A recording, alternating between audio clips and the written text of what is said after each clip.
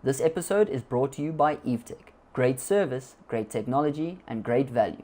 Go to evetech.co.za for these fantastic offers.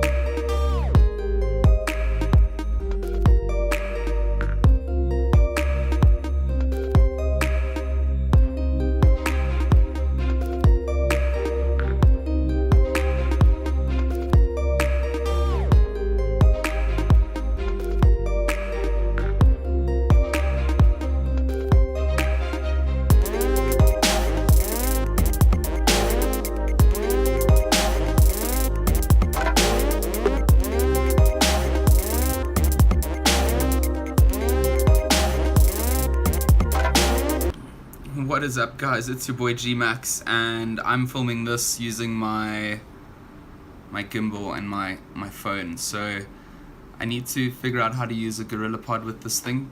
UF Disciple did make a recommendation. I haven't yet managed to go and get one of those. So yeah, this video is just the testing of Intel Optane. I did a couple of live streams onto the YouTube channel with onto the live Evetech channel. Jeez, getting caught up in my words, with my boy Tiny. And we sort of saw how it did with some boot tests, just live fiddling. I managed to play with it a little more, test it out on CSGO, as well as a game called Prey. If those of you who haven't played it, it's quite scary, yet fun. But it has a level that I could load up into, and I wanted to just see if it improved times. Admittedly, I tried it out on an SSD and wasn't super impressed by anything that it did in game. Yes, it did improve the boot times, but to be honest, coming through where it really shone was on a mechanical drive with your games loaded on the mechanical drive. It did have some interesting results on the load times. So yeah, without further ado, let me jump into some of these tests. I took a couple of clips of what I was doing. Yeah, nothing super exciting, I guess, unless you are running a mechanical drive. Then this is exciting for you. If you are running an NVMe or an SSD, this video isn't going to interest you. But this is more aimed towards people that are running mechanical drives. Just to kick things off on this video, I wanted to explain to you guys that you do need a couple of minimum requirements before you can just throw Intel Optane into your system. You do need to have a 200 series motherboard as well as a 7th generation processor. For my benchmarks, what I did was use a Tomahawk Z270 as well as an Intel Core i5-7600. Once you've got the Intel Optane installed in the M.2 slot of your motherboard, what you need to do is go onto the Intel website, download the drivers and install those for the Intel memory. What will then happen is a process which is known as optimization once you've enabled the memory. And that is a process where the system optimizes, I hate to say the word optimizes, but it pulls in whatever relevant files it needs, activates the memory, and that begins the caching process. To go back a little bit to just explain what this caching process is that I talk about, we sort of have to look at what Intel Optane is. In layman's terms, it's sort of a combination promised by Intel between sort of the DRAM, which is your normal RAM, which is a volatile memory. So when there's no electricity, it loses information. Therefore, we have hard drives and SSDs to store the information on. And this Intel Optane sort of bridges the gap between the two, makes use of a new technology, well, not really a new technology, a rehashed technology coming out at 3DX point. There's a lot more to sort of explain on this and read up about. I'm not going to go into the technicalities of it. Just on the screen at the moment, you can see it's going through that optimization process. According to what I've read on the internet, it may have to do this a couple of times during its lifetime. So I don't know if that is a thing, to be honest. It might have to do it every now and then.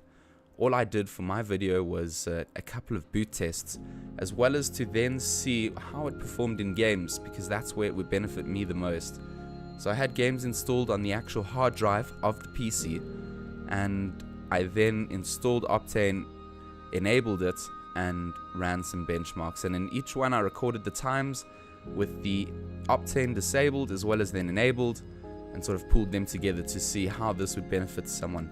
It is a weird technology, of course, because you would be running the newest generation of processors and motherboards from the very new i9 releases in X299. So you wouldn't really be running a mechanical drive most likely, but if you were, these are the sort of results that you would see. I did testing, like I said, in CSGO, as well as a game called Prey, which is a horror title. It also has pretty big textures because it's a beautiful looking game, and it has a level load time which I could utilize in my benchmarks.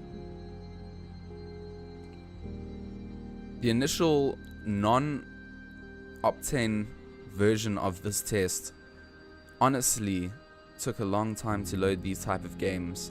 I haven't been on mechanical drive in a long time, so with Optane disabled, it really was quite a pain to go back to using a mechanical drive as a primary device.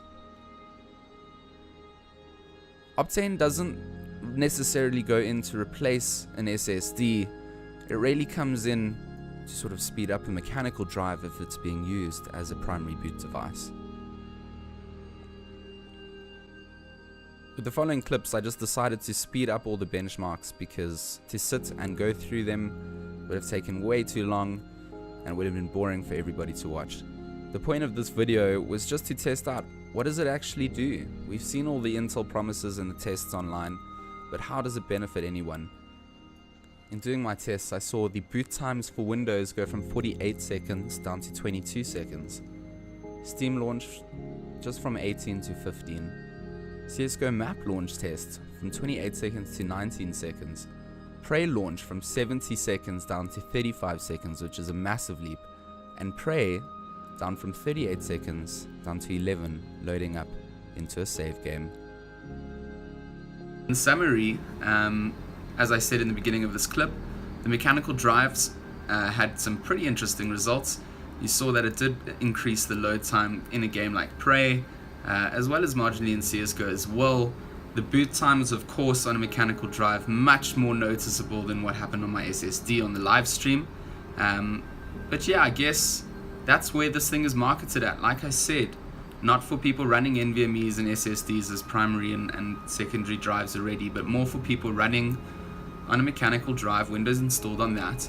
It will optimize the Windows files, things that you accessed recently, as well as the games that you're going to choose and access. So yeah, that's pretty much it.